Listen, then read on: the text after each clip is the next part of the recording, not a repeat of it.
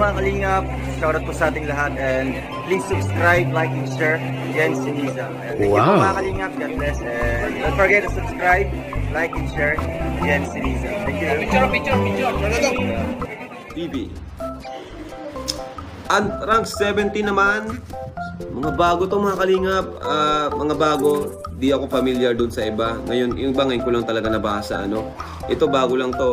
Jeans Siniza of Rochelle. Ay, shout po kay Sir Jen Siniza. Dito po. Please subscribe, Jen. Alright, good day po mga kalingap and welcome back to my channel, Jen Siniza. Panibagong vlog, panibagong reactions video na naman ang ating masaksihan sa mga oras na ito. Patungkol ito no, sa live ni Ate Edna na kung saan ay nagpapaliwanag din po siya na kung bakit gusto nilang ihiwalay ang community ng Rochelle no, sa Kalingap. So pakinggan po natin ang kanyang napakamalinaw na pagpapaliwanag no, kung bakit gustong ihiwalay ang community ng Rochelle no, sa Team Kalingap. At sana unawain po din po natin mabuti no, at pakinggan para po ang sagot ay masagot po natin ang mga ilang katanungan na matagal nang bumabagabag sa ating isipan. So ayan, Ted na. So, dapat kapag tayo po ay stable na, may sarili na tayong tawag dito, may sarili na tayo, may kakayahan na tayo, bakit hindi tayo magsarili? Di ba? Hihintayin pa ba natin mamatay magulang natin saka lang tayo magsasarili? Ayan. Hindi nyo ba alam na ang number one na greatest achievement ng magulang ay yung makita niya? O katulad ngayon si Kalingap Rab, tumang-tuwa si Kuya Bal kasi naipasa niya kay Kalingap Rab yung baton. As a leader, halimbawa, sa isang kumpanya, ikaw ang manager, ikaw ang nangunguna dyan, malaking malaking achievement mo yun, di ba? As a leader, na ikaw ay makakreate o makadevelop ka ng isa ring leader na katulad mo, na kayang gawin yung ginagawa mo. O, di ba? So, yun. Sa ngayon, guys, kaya wag ninyong gawing negative na, ay, inaapi si Rowell. Ay, gusto talagang sirain, buwagin, ang ganun. Mali po yun. Maling pananaw po yun. Sa ngayon, sabi nga nung live ni Kuya Bal, hinog na hinog na. Hinog na, guys. Anong gagawin natin? Pitasin ng maayos para hindi mabulok. Kung pababayaan mo yan, hinog na, at pabubulukan lang natin yan, mahuhulog yan, hindi mapapakinabangan. Pero kung pitasin mo yan, at saka mo kainin, mapapakinabangan siya. Ganyan. So, pinapaliwanag po ni Ate Edna kung saan ay sabi po ni Kuya Bal na nahinog na di umano no, ang community ng Rochelle at panahon na para ito ay pitasin na. So, pang inahilin tulad na lang ito sa isang prutas na nahinog na. No? Kaya, kung ibig sabihin, may kakayahan na silang magsarili at tumayo ng sariling community para po sa kanilang komunidad, no? Ito, pagpatuloy po natin. Yan po ang ngayon, ang sitwasyon natin ngayon sa grupo ng Rochelle. Alam niyo po kung bakit hinog na? Yes. Ito pinaliwanag na ito ni Kuya Bal, pero meron pa rin dong comment ako nababasa na na wala daw dahilan, ba't daw paalisin. Samantalang pinaliwanag na. Pinaliwanag na, wala daw dahilan para daw paalisin, wala daw ganun ang kitid po ng isip pero sana maunawaan nila kasi si Kuya Bal ilang attempt na po yan. Pag ganun na ilang attempt na ganun, ibig sabihin ay stress na po yan. Totoo yung kanyang gustong gawin mangyari, totoo. O ganito, balik tayo, bakit nasabi ko na bakit payag na payag akong maghiwalay? Bakit payag maghiwalay? Una-una, napakalaki na po ng community ng Rochelle. Yung vision, mission, sistema. Alam niyo po kung bakit hinog na? Ito pinaliwanag na ito ni Kuya Bal, pero meron pa rin dong comment ako nababasa na na wala daw dahilan, ba't daw paalisin. Samantalang pinaliwanag na. Pinaliwanag na, wala daw dahilan para daw paalisin, wala daw ganun, ang kitid nila ang isip. Kasi si Kuya Bal, ilang attempt na po yan. Pag ganun na, ilang attempt na ganun, ibig sabihin ay stress na po yan. Totoo yung kanyang gustong gawin mangyari. Totoo. O ganito, balik tayo. Bakit nasabi ko na bakit payag na payag akong maghiwalay? Ano? Bakit payag maghiwalay? Yes po, bakit nga po ba, Ate Edna? Una, napakalaki na po ng community ng Rochelle. Ah, Ano, yung vision, mission, sistema, yung style ni Kuya Bal, kuhang-kuha na po ni Ruel of Malalag. kumbaga, kayang-kaya na po niyang mag-sarili, no? Bilang magtayo ng sariling komunidad. Ganun po ba? Kuha-kuha na niya. Bilib nga ako kay ano, kahit nga si Kalinga Prab, bilib siya kay ano, kay Ruel. Kaya lang sa live ni Kuya ni Rab, hindi rin naintindihan ni Rab, hindi rin niya naintindihan yung gusto ni Kuya Bal na mangyari ng paghihiwalay. Akala ni ano, sabi ni nag-live si Rab, yun na nga daw, syempre ay ano, pinsan, ganyan, ay maghihiwalay. Hindi rin niya naintindihan. Ano, ganito ang point nun. Yung pong sistema, kasi, kaya nandito siya sa Kalingap para matuhon. O, diba? Ma-develop siya as charity vlogger. Eh ngayon, develop na po, hinog na. O ano nang gagawain? Hihintayin mo na lang bang mabulok yung, ano, yung prutas at mahulog na walang pakinabang? Ngayon, para may pakinabang, ito, pitasin ng maayos at ilagay sa lalagyan at ibenta para mapakinabangan. Ganon din po yun. Kuhang-kuha na ni Roel. Hangang-hanga nga ako sa kanya. Alam mo, ilan ang pabahay niya. Kaya niyang i-manage. Kaya niyang i-manage yung grupo niya. Nakakapag-feeding na siyang magsarili. Nakakapunta na siya sa iba't ibang lugar. Para na rin siyang may landing pa, di ba? Nakakapag-meet and greet na siyang mag-isa. Meron siyang stable na sponsor. Meron siyang stable na viewers. O para ano pa? Para saan? Ba't hindi pa niya yun i-grab? Diba? Hinog na. Kumbaga, ang gusto pong sabihin natin na dito is lahat po ng mga ginagawa ng Kalingap ay nagagawa na po ni Idol Ruel, no? Isa na po dyan yung pagcha-charity, pagpipiding program, at yung sa mga pabahay program niya, at pati rin sa mga meet and greet, no? Ano banggit natin na? Kumbaga, lahat na yun ay nagagawa ng Kalingap at nagagawa din po mismo ni Idol Ruel, no? Sa kanilang community. Kumbaga, para rin po silang Kalingap na ibang grupo, no? Diba? Yan po ang tawag nila, no? Sa grupo na yan is ang Rochelle community, no? Kaya yun ang gustong ibig sabihin ni Ate na pwedeng-pwede na silang maghiwalay, no? Or humiwalay sa Team Kalingap kasi kumbaga stable na po yung kalagayan ni Idol no? sa larangan ng pagcha-charity. So ayan, tuloy po natin. Ayan. Katulad ng ginagawa ni Kindred, di ba? Nakuha niya yung sistema ni Kuya Val, nakuha niya yung gano'n ang ginagawa niya. Kaya lang, ang tawag dito, ang nakita ko lang huwag maging nanakit ang Rochelle, ang nakita ko lang dun kasi po, ano yan natin na? Tawag dito, doon sa live. Actually ganito paano baga? Doon sa live ni Roel. Okay. Actually sabi niya pressure siya. Di ba doon sa opening nung niya? Ang sabi niya ay parang actually napi-pressure siya doon sa decision na gagawin niya. Pressure siya. Ibig sabihin, kapag tayo ay napunta doon sa point na pressure ka sa decision na gagawin mo, ibig sabihin, 50-50 po yan. 50-50 yan. Kaya ka napi-pressure, hello Bubbles, kaya ka napi-pressure kasi ito ang gusto mong gawin, ito naman ang gustong gawin ng iba, kaya napi-pressure ka, hindi ka ngayon makadecide. So sa nakikita ko kay Roel, kaya niya. Kino-consider lang niya yung papa niya. Diba? Sabi niya, kaya believe din ako doon kasi nga nasa Bible talaga yun. Children, obey your parents.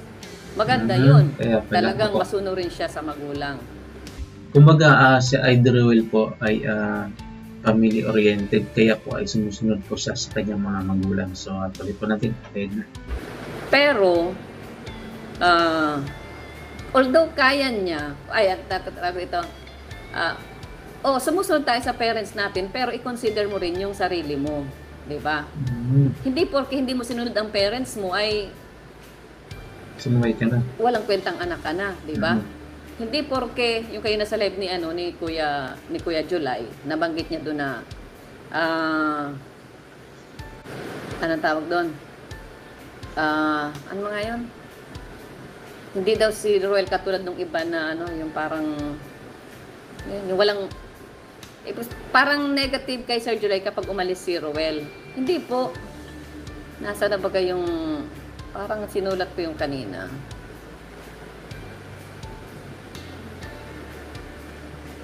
Sana yun. Ay, di ko na, kalimutan ko na pati. Yung hinangaan niya si Ruel kasi nga hindi daw katulad ng ibang mga ano na nagmamalaki. Yun pala yun, nagmamalaki. Hindi porke si Ruel ay maghiwalay o tanggapin yung sabi ni Val, sumunod kay Kuya Val, ay nagmamalaki na siya. Hindi po, hindi yung pagmamalaki. Isang achievement yun, promotion yun para sa akin, kay Ruel. Kapag siya ay nagsarili, di ba? Promotion yun, hindi yung pagmamalaki sa part ni Ruel. Maganda yun. Maganda yun. So yun, balik tayo dun sa decision ni Ruel. Sabi niya ay, pressure siya. Napipressure siya nung time na yun, ng pag-decision niya. Kaya, kasi sinasaalang-alang niya yung grupo niya, sinasaalang-alang rin niya si papa niya. Kaya lang, ito ang gusto ng papa niya, kaya, kinakailangan niyang sundin. So, ang ibig sabihin lang po niya, ni Ate Edna, no, napipressure po sa Idol Ruel of Malala dahil sa mga kasama niya, no? Sinasaalang-alang po niya ang kalagayan ng sa kanyang paligid, no? Halimbawa yung mga roboys, roaders, sa kanyang mga reactor, at saka po sa community ng Rochelle, no? Kumbaga nahati po ang kanyang attention kaya hindi po siya makapag-decide ng maigi bakit kailangan humiwalay sila, no? Kaya hindi pa niya masyadong kubisado kung ano ba talaga ang dapat gawin, no? Para mahiwalay sila. Anong gagawin nila kung sakaling mangyayari yun. So, ayun, tutuloy natin. Yung mapagmataas pala, sabi ni, naalala ko na si Ruel daw hindi siya yung mapagmataas, kagaya nung ilan na pag sinabing, sige na, sana po maintindihan ninyo, kasi, ito, doon pala sa, sa malaki na ang Rochelle, ang grupo, may sarili na siyang community, mayroon na siyang sariling sponsors, di ba? Kaya nga yung sponsors niya ang sinusunod niya. Di ba? Sabi niya, hindi niya kaya mo na, Ruel, kaya mo na. Gawin mo yung, di ba, sabi mo, actually, ikaw ay focus sa, sabi niya, supposed to be, sa charity naman talaga yung, yung ginagawa niya. So, yun naman talaga, hindi lang supposed to be, talagang yun talaga ang pakay. Kitang-kita naman natin yan sa ginagawa ni Ruel. At kitang-kita din natin yung pagiging, leader niya. Maliwanag, yung leader talaga siya, as in, strong ang kanyang, leadership. Kaya, kayang-kaya niyang mag-handle ng grupo. Diba? Kasi katulad nung kung tawag dito, ang napansin ko lang doon sa Rochelle, sa sponsor, sa supporter niya, yun ang kanyang programa. Kung nakakonect ka sa Kalingap, katulad nung pagpupunta sa meron tayong mga landing pad. Ang programa ni Kuya Val, landing pad. Kung ikaw ay kalingap, kayo, mga grupo, hindi lang si Ruel, sa lahat na, pati kay Kindred o kay Sam Asli. Kung sino pa yung mga nagsasarili ngayon ng grupo nila. Doon ka sa landing pad, kasi yun ang programa ni Kuya Val. Doon ka pumunta, alamin mo kung ano yung mga na-scout nila, yun ang tutulungan natin. Ngayon, nagsasarili ka ng, katulad noon, na ito ha? Ito ay, tapatan na ito. Sila sa Sorsogon, Calarigan. Doon sila nag-charity. Walang problema po nun na charity. Sa doon, so nandun yung landing pad. Hindi sila pumunta sa landing pad. Ibig sabihin, kayang-kaya magsarili. Diba? Kayang-kaya magsarili. Ang Sorsogon ay meron dong landing pad, Donsol. Tapos, ang nag-charity sila doon, Calarigan. Sorsogon din po yun. Although mga 1 hour na biyahe po yun. 1 hour. Pero ganun, ibig sabihin, sarili yung lakad. Although, dala ang kalingap, sarili yung lakad. O ganun yung ibig sabihin. So, ayun, napakalinaw po ang sinabi ni Ate Edna kung bakit kaya na po ng community ng Rochelle na humiwalay sa grupo ng Kalingap, no? Dahil po ay halos lahat po ng ginagawa ng Kalingap ay nagagawa na po ng Idol Ruel or ang community ng Rochelle. So, ayan. Ano naman po kaya ang masasabi ni Kuya Val, no, patungkol dito? At ang alam ko, may nabanggit pa po siya ng mga dating kasamahan ng mga na Kalinga partners na kung saan ay ngayon ay humiwalay na at may sarili ng community. Pero hindi katulad kay Idol Ruel na malaki ng community at kung gusto nila na ihiwalay ito para mas lalo pang lumawak ang kanilang komunidad.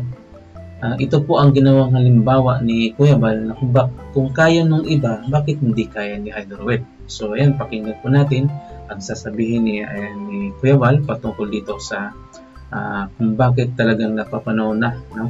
Ihiwalay na po ang community ng Rochelle sa Kalingap. So dapat maunawaan din po natin, no? At intindihin natin ang mga kung ano ba talaga ang layunin ni Kuya Bal, no? Kung bakit gusto nilang ihiwalay ang community ng Rochelle sa Kalingap. Kaya pakinggan po natin at sana unawain po natin at nang maintindihan natin mabuti. So ayan, Kuya Bal, So yan po, mga Kalingap, mga kaibigan, ang mas malinaw na paliwanag po ni Ate Edna tungkol doon, no, sa binanggit natin ng mga nakarang araw. So ito po yung yung paliwanag ni Ate Edna, no? Na kung saan ay sinigundahan ni Kuya Bal, no, ang paliwanag ni Ate Edna na yun po ang dapat na mangyari, no. So yan, ano naman po kaya ang masasabi ni Kuya Bal, no, patungkol po doon sa live ni Ate Edna, no? So yan, pakinggan po natin. Mga Kalingap, tanong mga kaibigan, tanong ko po sa inyo, Hindi po. sino-sino na po sa mga Kalingap partner ang kumiwalay na po? Palagay niyo po. Sino po, Kuya Bal? Na sila po ay nagsusunod na ngayon, mayroong sariling community, pero may mga sariling sponsors at mataas ang Diyos po nila. Unang-una po, dating kasama natin si Ka-Business, ngayon ay mayroon na siyang grupo, marami na sila, yung Ka-Business team. Oho. Congrats. Si Ben Stevie, mga Kalingap po, diba, ay mayroon na rin pong sariling grupo at talagang hindi tumigil sa pagcha-charity. Congrats na, buti naman. Si Raymond Agos, diba, nagsunod si Raymond Agos, nasa na ngayon, sa Negros, at hindi tumigil sa pagcha-charity. Ang barkada ni Gimo, si Edison Botete. Di ba? Ganon. Sila nga po na humiwalay sa Kalingap, wala silang talagang malaking community. How much more itong si Ruel of Malalag na mayroong malaking komunidad. May point po kayo. Ibig sabihin po, Opo. kaya niyang tumayo, hawakan, i-manage ang Rochelle community. So yan, no, ang ibig sabihin po ni Kuya Bal na yung mga nabanggit niya na mga example ng mga pangalan na humiwalay na sa Kalingap, yun daw po ay walang masyadong malaking community tulad ni Idol Ruel. At nagagawa po nila ng mabuti ang kanilang tungkulin bilang part ng Kalingap, no? Kahit wala silang masyadong komunidad. So paano na kaya itong si Idol Ruel na may malaking komunidad? So ibig sabihin, kung si Idol Ruel ay humiwalay na sa Kalingap, mas maglumago pa ang kanyang komunidad, no? Ang part ng Kalingap. So ayan, pagtutuloy natin kay Bob. Para makabuelo sila sa mga plano at programa, yan po ang ibig kong sabihin. Kung sakali po na humiwalay na po sila at gustong ibalik ni Ruel yung mga Herod, yung mga reactors, okay. Pwedeng bumalik kay Ruel of Malalag. Para po mareaksyonan yung kanyang mga yung kanyang talagang ginagawang pagcha-charity at iba pa. Siguro po ang pinaka-the best namin gawin, hintayin namin si Kalingap Awe. Yan, pinaka-the best. Para mas linawin namin. Ano po, kasi mga kalingap, ang Team Rochelle po ay lalaki po yan. Lalaki po yan. Opo. Baka maunahan pa nga po yung Team Kalingap paglaki niyan. Eh, Kasi masipag si Ruel.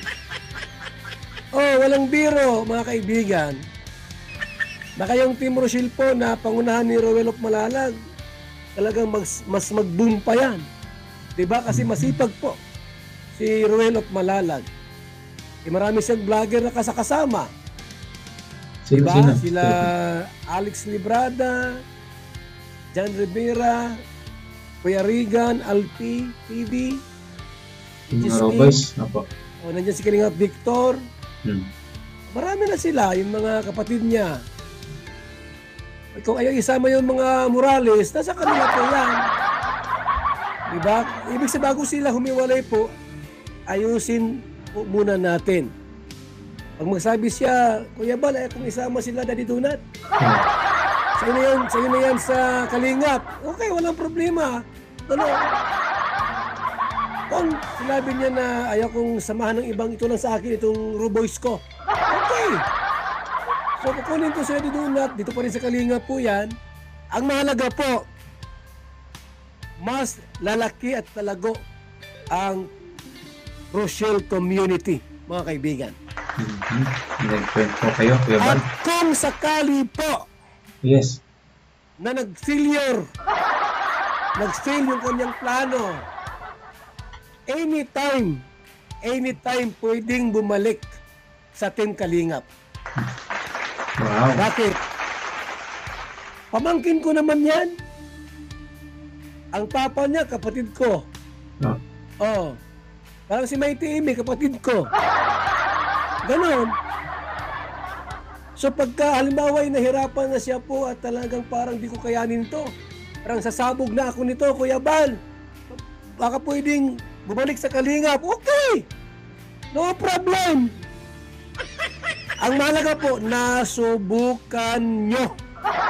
Nasubukan ni Ruel of Malalag. Kasi nga po, minsan lang mangyari sa buhay natin na tulad ni Ruel po ay nagkaroon ng isang malaking community, itong Rochelle community. Subukan lang po, di ba, na pangunahan, okay? Mga kasama kong mga vlogger, so nasa akin kayo ngayon, magplano tayo.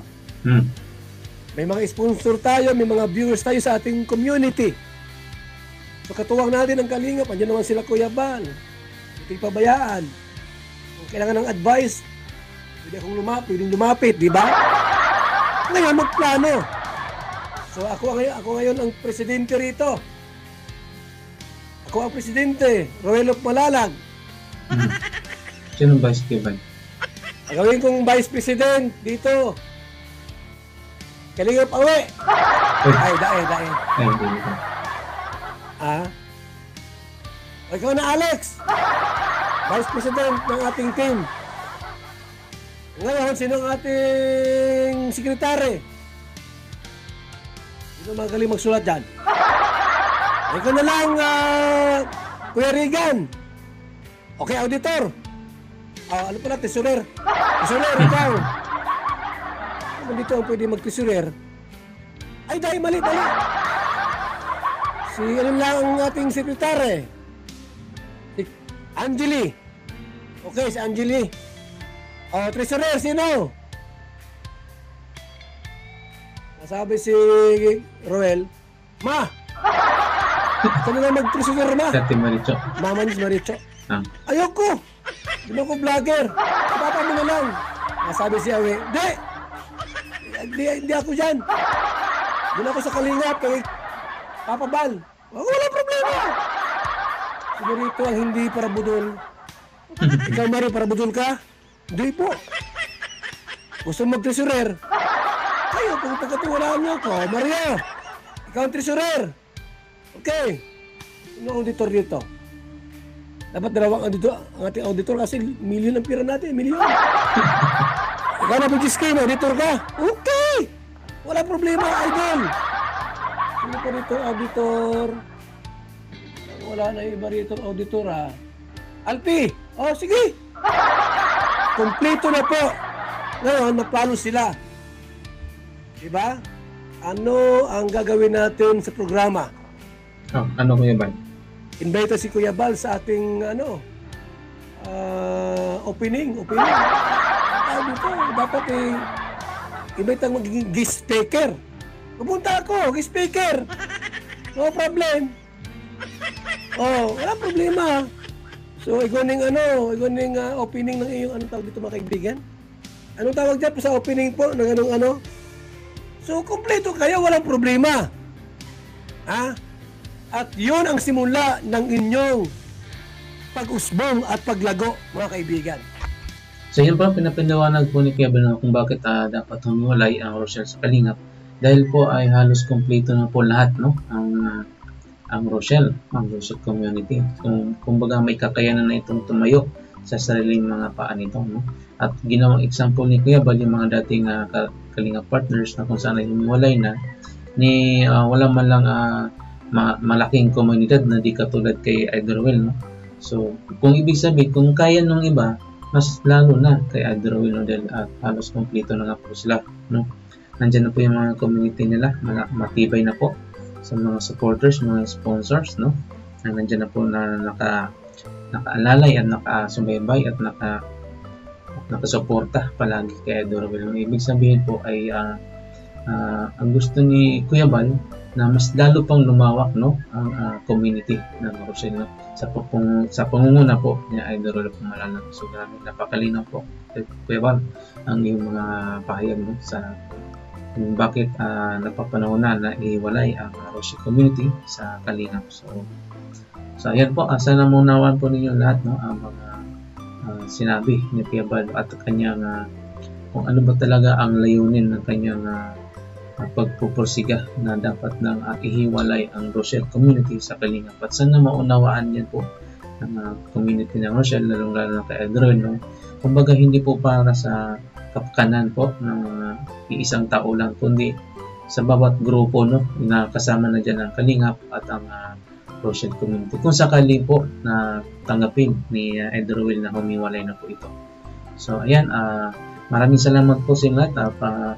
Shoutout po sa lahat ng mga kasamahan ko dyan, no, sa videos, no. Maraming salamat po ulit, no, sa inyong mainit na pagtanggap sa amin. Suportahan din po natin ang bawat isa, no. At ito pa po, no, sana iwasan na rin po natin mga bashing, no, sa bawat grupo, sa bawat panig, no, kasi yan po ang nagkukos ng mga yung gulo, hindi nawawala hanggat na dyan yung mga nagbabash, no, sa bawat isa. So bawat kailangan one Kalingap, one family po ang ating pairalin, no, para po magkaisa ang lahat. So hanggang dyan na po, abangan niyo po aking susunod ng mga reactions video para po sa ating mga Kalingap Idol. Hanggang sa muli, paalam, bye, Idol. Thank you rin kay Jeans, Senisa.